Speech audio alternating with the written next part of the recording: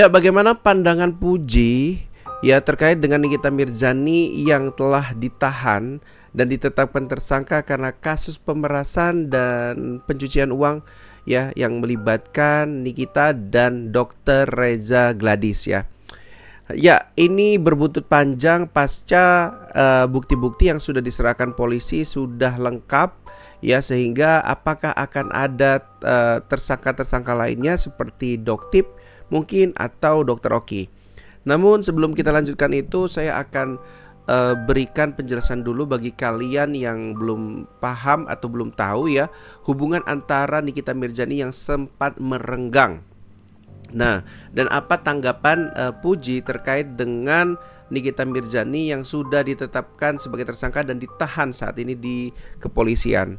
Ya, saya akan berikan 5 poin ya, di mana hubungan Puji dan Nikita Mirzani yang sempat merenggang. Yang pertama adalah awal perseteruan. Perseteruan bermula ketika Nikita Mirzani menyatakan ketidakpuasannya terhadap pemberitaan mengenai keluarga mendiang Vanessa Angel dan Bibi Ardiansyah, terutama terkait perebutan hak perwalian Galaskai dan warisan. Nikita juga menyinggung Dodi Sudrajat, ayah Vanessa, dengan menyebutnya bukan ayah kandung. Itu dulu yang pertama ya, membuat keduanya bersih tegang ya. Isu yang kedua nih ya, isu bayaran untuk wawancara. Nikita mengkritik Puji karena menolak undangan wawancara dari Langit Entertainment miliknya, dan diduga ya Puji meminta bayaran sebesar 30 juta untuk tampil. Hal ini memicu ketegangan antara keduanya. Ya, kalau namanya bisnis ya, apalagi dunia perkontenan, datang ke podcastnya itu bisa menghasilkan ratusan juta gitu loh. Kasih 30 juta aja kok berat gitu ya. Kemudian yang ketiga ya, klarifikasi Puji.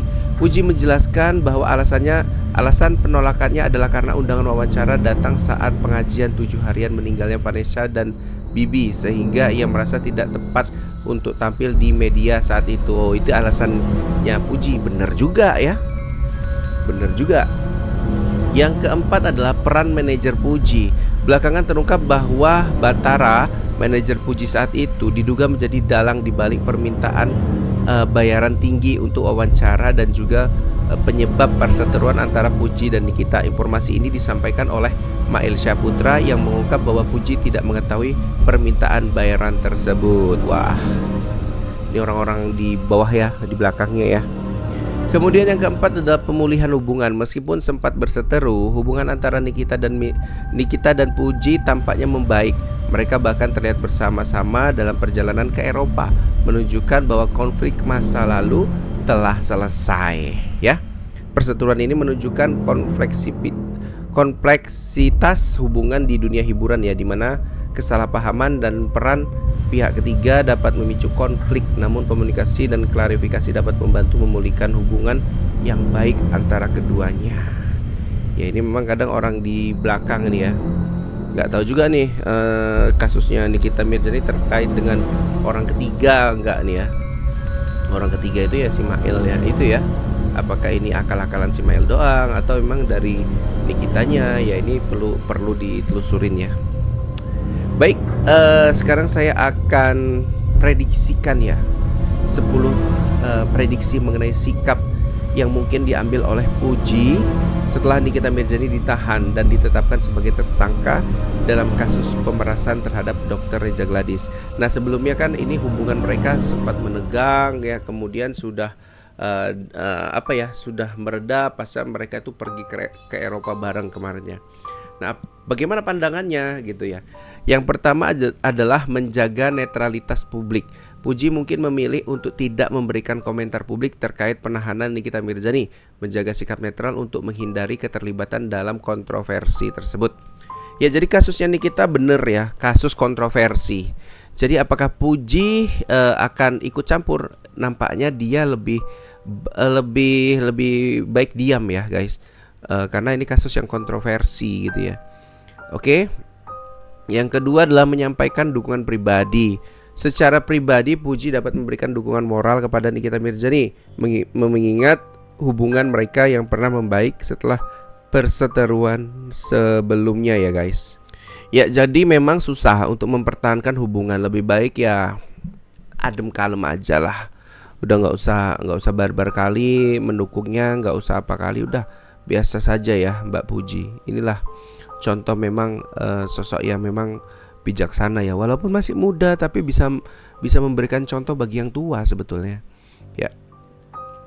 Oke, yang ketiga adalah menghindari pertanyaan media ya. Puji mungkin akan menghindari pertanyaan media terkait kasus ini, fokus pada karir dan aktivitas pribadinya tanpa terlibat dalam isu hukum yang menimpa Nikita Mirzani. Ya, sosok Puji kan bukan orang yang terlalu dekat ya, bukan sosok yang ada hubungan persaudaraan juga dengan Nikita Mirzani. Jadi ya untuk menghindari konflik-konflik atau isu-isu atau keperpihakan gitu. Netizen kan ini kan berpihak nih, ada yang pro sama Dokter Reza, ada yang pro sama Nikita, ada yang pro sama Doktip ya. Banyak sekali ya keterpihakan. Jadi mungkin cara Puji ini dengan tidak terlibat dalam isu ini ya mungkin adalah cara yang tepat ya, menghindari media yang menyangkut pautkan dengan kasus Nikita Mirzani ini ya mungkin adalah cara yang tepat ya, dengan tidak terlibat itu ya. Yang keempat adalah menggunakan media sosial dengan bijak. Ia dapat memilih untuk tidak membahas kasus Nikita di platform media sosialnya untuk mencegah spekulasi atau interpretasi ya yang salah di publik. Jadi begitu Puji nanti mengatakan wah begini, nanti netizen atau media-media sosial itu memang kadang melebih-lebihkan ya, yang nantinya akan merugikan Puji sendiri. Makanya oleh sebab itu ya lebih bagus dia bersikap hati-hati gitu. Nah, dalam bermedia sosial dan tidak menyangkut pautkan permasalahan Nikita Mirzani pada konten-kontennya di media sosial miliknya gitu. Itu adalah cara yang bijak sih menurut aku ya dari seorang Puji ya. Yang kelima adalah meningkatkan kewaspadaan dalam hubungan profesional.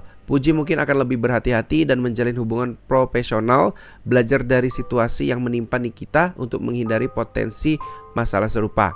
Jadi di part berikut sebelumnya aku udah bilang kasus Nikita ini adalah contoh bagi semua artis di Indonesia. Nerima endorse tuh jangan cuman DM kemudian oke aja langsung di langsung di review gitu, langsung didukung gitu. Jangan. Kadang kalau kita produknya belum jelas nih, produk apa, resmi legalitasnya apa, kita dukung, kita bantu promosikan, itu nanti jatuhnya ya pelanggaran hukum ya. Kemudian uang dari endorse tadi itu nilainya sekian, dari mana kan kita nggak tahu. Jadi harus ada hitam di atas putih seperti yang dikatakan Nikita Mirzani sebelum detik-detik dia ditahan. Jadi ini menjadi pelajaran juga ya buat teman-teman semua, termasuk Puji, yang kalau menerima endorse jangan sampai terjadi hal-hal yang sama dengan yang menimpa Nikita Mirzani. Ya, yang keenam adalah menyampaikan empati secara umum tanpa menyebut nama. Puji bisa menunjukkan empati terhadap situasi yang sulit yang dialami oleh rekan seprofesi, menekankan pentingnya dukungan dalam industri hiburan. Ya, bisa. Yang ketujuh adalah fokus dalam kegiatan positif. Ia mungkin akan meningkatkan keterlibatannya dalam kegiatan sosial atau proyek positif lainnya, mengalihkan perhatian publik dari isu negatif yang sedang berkembang yang melibatkan Nikita Mirzani dan Dokter Reza. Jadi semakin kasus ini panjang dan banyak drama, maka semakin rumit juga sebetulnya kasus ini akan diselesaikan. Tapi dengan mungkin ya Puji tadi membuat inovasi-inovasi tertentu, kemudian dia bisa mengalihkan perhatiannya nggak lagi ke Nikita, nggak lagi ke kasusnya Nikita. Mungkin kasus ini lambat laun akan berangsur selesai ya, dengan perdamaian dan lain-lain. Itu sih kalau pandangan aku ya. Yang kedelapan adalah berkonsultasi dengan tim hukum. Puji dapat berkonsultasi dengan tim hukumnya untuk memahami implikasi kasus tersebut dan memastikan langkah-langkah yang diambilnya untuk agar tidak menimbulkan masalah hukum. Ya, cara benernya ya nggak usah membahas sama sekali ya terkait dengan kasus Nikita Mirzani. Yang kesembilan adalah menjaga jarak dari kontroversi. Untuk melindungi reputasinya, Puji mungkin akan menjaga jarak dari individu atau situasi yang berpotensi menimbulkan kontroversi serupa. Ya, jadi kalau Puji diam ya, nggak membahas tentang Nikita Mirzani, pasti ya Puji terhindar dari kontroversi atau tudingan-tudingan miring terhadap dirinya, ya. Gitu kan Kak, baru kemarin kan hubungannya membaik gitu. Kalau ini terus mendukung salah satu gitu, nampaknya nanti akan menimbulkan pandangan miring ya. Ada pandangan miring, ada pandangan positif. Nikita Puji yang baru baikan dengan Nikita, membela Nikita, malah jatuhnya nanti si dokter Reza malah merasa dilawan gitu. Jadi serba salah. Lebih baik diam gitu.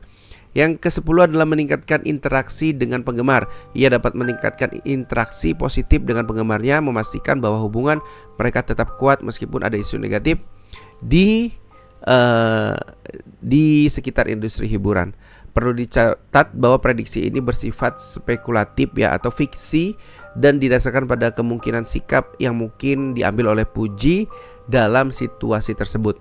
Jadi inilah pandangan sikap Puji yang kalau menurut aku kesimpulannya adalah beliau akan diam, tidak ikut campur karena akan berdampak buruk bagi dirinya sendiri, bagi karirnya Puji. Di balik Puji juga saat ini kan berkembang gitu. Ya nggak perlulah exposure dengan memakai nama Nikita Mirzani untuk menaikkan nama, toh Puji udah meledak kan kontennya. Ya menurut aku sih kayak gitu aja ya teman-teman ya. Kita doakan semoga kasus Nikita Mirzani yang berseteru dengan Dr. Reza bisa berlangsung damai, berakhir damai ya, dan tidak adalah yang namanya dipenjara-penjarakan ya karena kesalahpahaman mungkin ya, adanya orang ketiga yang mungkin manas-manasin atau melebih-lebihkan, itu kan poinnya. Oke, mungkin sampai sini dulu dari saya, sampai jumpa buat teman-teman.